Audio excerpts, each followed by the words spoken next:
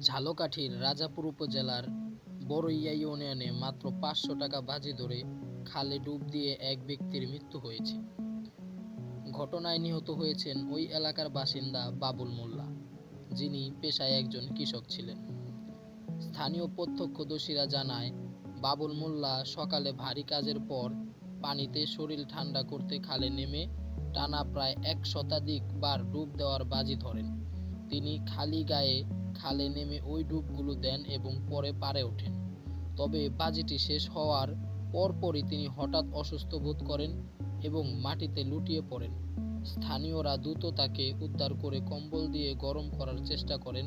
তা সত্ত্বেও পরিস্থিতি আগের মতোই নিয়ন্ত্রণের বাইরে চলে যায়। পরে তাকে রাজাপুর উপজেলা স্বাস্থ্য কমপ্লেক্সে নেওয়া হলে চিকিৎসক তাকে মৃত ঘোষণা করেন। প্রাথমিকভাবে চিকিৎসকেরা মনে করছেন, ঠান্ডা পানিতে দীর্ঘ সময় ডুব দেওয়ার ফলে শরীরের তাপমাত্রা হঠাৎ কমে যাওয়ার কারণে হাইপোথার্মিয়া বা অতিরিক্ত ঠান্ডার প্রভাবে তার মৃত্যু হয়েছে।